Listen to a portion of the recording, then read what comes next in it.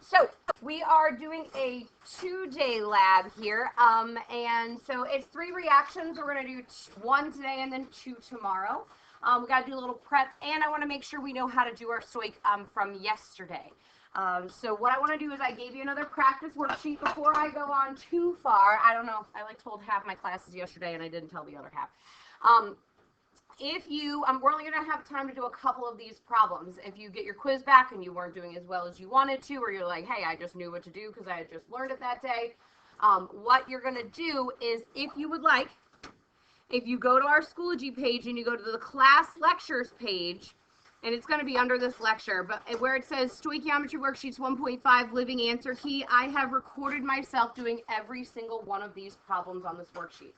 So if you are having a problem doing them and you sit down tonight and you're in study hall and you're like, I don't even know how to start number 4, scroll along to where number 4 is, and then you can watch number 4, and I'm doing the whole problem. Pause it, try the next one, watch it. Pause it, try the next one, watch it, and pause it. Okay? So that's kind of where I can hear myself talking in the background. So that's just something, and I will be putting these living answer keys up for pretty much every single worksheet from here on out. Okay, so if you have any questions, there's a way to get yourself in some answers. All right, so yesterday we learned what mass of iron is needed to produce 3 grams of iron oxide. So the first thing you have to do is you have to make sure it's balanced. Is this reaction balanced? No, it's not. So I see 2 and 3 oxygens. Okay, I see 2 and 3 oxygens. So I'm going to make those both 6. 3 here and a 2 there. And then that gives me how many irons? That gives me 4. Okay. So now life can begin because we have a balanced equation. The next thing I'm going to do is I'm going to read what it says. What is the mass of iron? So I'm going to put a little question mark here. I want to know the mass of iron that is needed to produce 3 grams. Apparently I didn't type it. We'll write it here. 3 grams of iron oxide. Okay. As soon as you see grams, you're putting it in moles. So I take my mass and I put it over the formula weight of Fe2O3. 56, 56, and 3/16 is going to get me 160. Okay. You use the formula weight of what you have. Then, when you divide that in your calculator, and I know you can just punch that in, you get 0.019 moles of Fe2O3. Then, what we got to do is we have to work on our coefficient ratio. Okay, our coefficient ratio goes like this. Where am I starting? I'm starting at a 2. Where am I? Where am I ending? I'm ending at a 4. So that is a 2 to 4 ratio. You don't read it like a book. I say I'm starting here and I'm going there. Am I getting bigger or smaller? Getting bigger. So I'm going to multiply that by 2, and then now I've turned it into 0.038 moles of iron. Okay.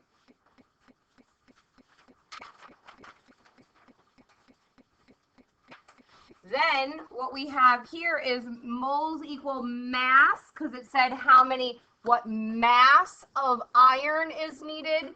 So if I have moles of iron and I want mass of iron, I put it over the formula weight of iron, which is 0.038 times 56. When you multiply those two things together, you get 2.13 grams of iron, is what you need to measure out in order to obtain the 3 grams of iron oxide. Okay, so the next one, kind of the same idea here. I want to make sure it's balanced, which it's not, so balance it, take what you have, put it into moles, follow your coefficient ratio, put it back into grams. I'm going to bring around a key. I want to bring you your quiz from yesterday, and then we're going to get into our lab today.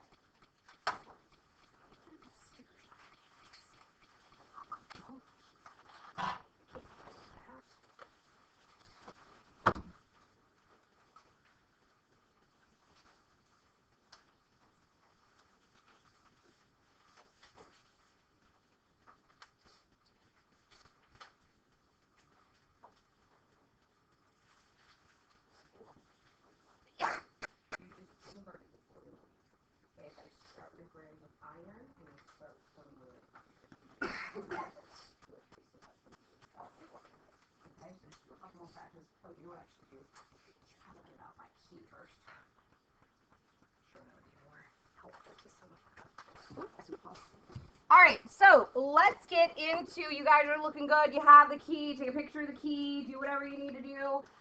Living Answer Key is also online. If you're feeling a little confused, you can watch that and then come and see if you have any questions with me. What we need to get to now is the packet that I gave you. This is called the Michigan Stoichiometry Lab. This lab is probably the most dangerous lab that they do in high school chemistry in the country. We do go to some national conferences, and they recommend not giving you more than 1 molar hydrochloric acid, but we're going to give you 6 molar to make this happen rather quickly. So it is a little bit dangerous. We're going to have our goggles on the entire time, aprons on. You want to make sure you wash your hands. If you spill anything, it happens. Please just let me know. Like if you knock over the 6 molar hydrochloric on your paper or on anything, if it's on you, you have to wash your hands. If it's just on my countertop or any of the equipment, we can take care of that, but let me know. So today is all about accuracy. What you're going to try to do today is get 100% yield. We have a reaction. You're going to figure out how much you should make, and then you're going to see exactly how much you actually make. We're going to do 1 of the reactions today. We're going to do 2 of the reactions tomorrow, and then I would give you a quiz on Friday, but there is no school on Friday, so all the way to Tuesday is when you're going to take this quiz.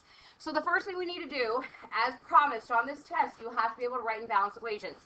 So it says you need your periodic table and your ion sheet, but if you can't find your ion sheet, if you flip your periodic table over on the back at the bottom, I gave you some of the most common ions. So if you have your blue sheet, awesome. If you don't have your blue sheet, we might be able to use this to kind of help us. So what we're going to do first is we are going to write and balance the 3 reactions that we are going to do. So it says reaction 1, you're going to take potassium carbonate. So I got to look up on my sheets. I know potassium is a +1, and on the back, carbonate is a -2. So if I'm going to write this neutrally, I'm not just writing KCO3, I'm writing K2CO3. Okay, potassium carbonate reacts with, and you're going to hit all these today with hydrochloric acid. And hydrochloric acid is HCl. So I'm going to write K2CO3 plus HCl. And then it says to form, so I'm going to draw an arrow, potassium chloride. So potassium is a +1, chloride is a -1. So in order to write that neutrally, I'm going to go with a KCl. Then carbon dioxide, which is CO2, and which is a plus sign, water, which is H2O. So you got to write it neutrally first. Then you need to go ahead and balance it. I see 2 Ks I'm beginning with, so I'm going to end with 2 Ks. That gives me 2 chlorines though, so I'm going to put a 2 here. That gets me 2 hydrogens. I see 2 hydrogens.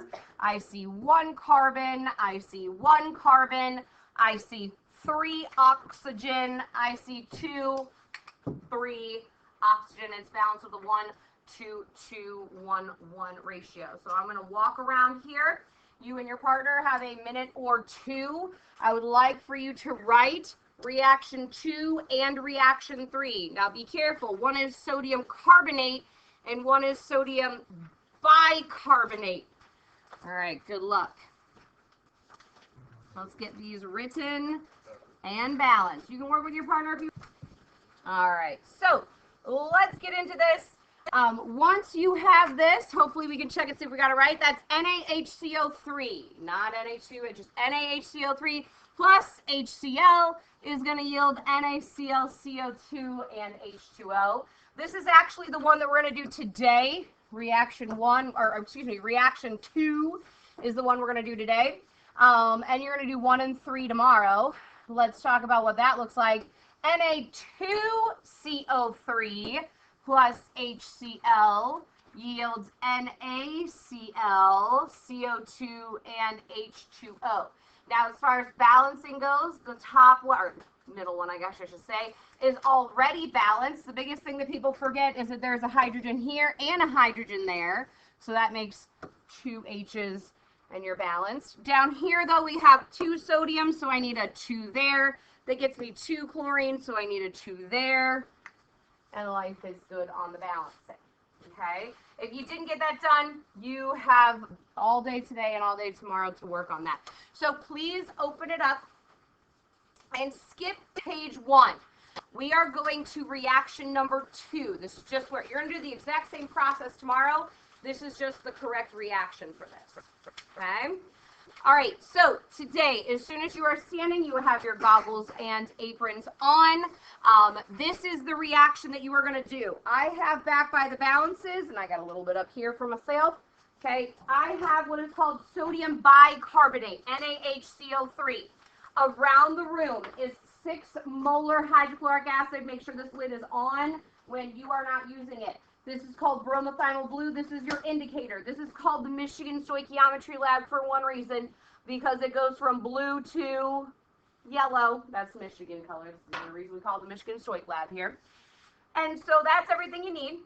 What you're going to do, partner A is going to hop up here, go to your station, and get the beaker that says 100 mils over the shape. They're going to go back to the balances. They're going to get the mass of the beaker. Okay, and then you're going to obtain about a half a gram. I don't care if it's 0.50, 0.55, 0.59. Notice how I've only given you 1 fig. That other fig is up to you. So you're going to get about a half a gram, and you're going to obviously measure it. You're going to get about a half a gram of your sodium bicarbonate. That's partner A. Partner B, what you're going to do is you're going to be in here. You are going to light your Bunsen burner, but today we don't want a super strong flame, which is different than we've been doing like all day. It's going to be impossible if you don't turn the gas on this day. What are you doing, silly Billy? All right, hold on. What?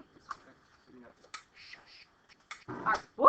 Okay, so a little bit of high pressure because then I'm going to put her on. We're going to get it together today. All right, so today you actually would like a lower amount of heat, not so much that it goes out. But so you're going to want a lower amount of heat. I'll show you why. We can adjust it more in a second. The other thing, partner B, is you need about 10 mils of water. I do not have out pipettes today because it's not that important, but we want about 10 mils of water, okay? So once you have your 2 measurements, you're going to bring it in here. We have about approximately 10 mils of tap water. You're going to drive this all away, so it doesn't matter how many you have. We just want to get it swimming, okay? So we're going to mix that in here with our around a half a gram of sodium bicarbonate and just give it a little, that's a professional term called swirling. Okay, you're going to swirl it around, and then you're going to take 1 full squirt, not a drop, 1 full squirt of bromothymol blue. Like that, the whole thing. Okay, and now not every bit of your powder is going to be dissolved, but we just want it swimming around. It makes the reaction go a little bit easier. Now, here is where we have the kind of most dangerous situation. What we want to do is we would like to take the perfect amount of hydrochloric acid to react with our sodium bicarbonate, and when this is neutralized salt water, this is going to turn yellow. So what you're going to do, and you will see bubbles because that's the CO2 you're making, but I'm basically going to try to make salt water in here, and you are going to add hydrochloric acid until this turns yellow. Now people are like, oh my god, it's green. Like, let's think about the color wheel. You're going to be all right. Okay, we want to push that until you get a nice yellow color. Okay, so what did we see here? We saw bubbles, which are CO2, and we're also making water, and in here we have salt. Now the idea for this lab is I want to know exactly how much salt I made. So what I'm going to try to do is I'm going to try to get rid of the CO2 and the H2O by heating it. So I'm going to put it on here, and we're going to start to heat it. As this starts to evaporate, it might start to bubble out and get all weird. So your job is to just slowly heat it. Okay, if it starts to bubble up, you are using this Bunsen burner to just finesse. We just want to remove the water and CO2, but we don't want any of the salt to get out that we just made. So it's a heating situation, heating. If it turns back to blue or even a bluish green, you are going to take it off with your tongs, okay? And then you're going to hit it a couple more drops. We don't need a lot. A couple more drops of HCl, okay? And we get it back to its nice yellow color. And then we'll put it back up here. And you're going to dry it like this until while it's yellow, it turns like this. Now, what I have done is I have removed all of the CO2 and the H2O, and I've left behind pure NaCl. We cannot use a wet paper towel today, so you just kind of got to let the beaker sit, and you got to kind of look at it. So as soon as you get this, as soon as it starts to crackle, take your heat away, take it off the hot apparatus, and you got to like watch it cool down today. It's not fun.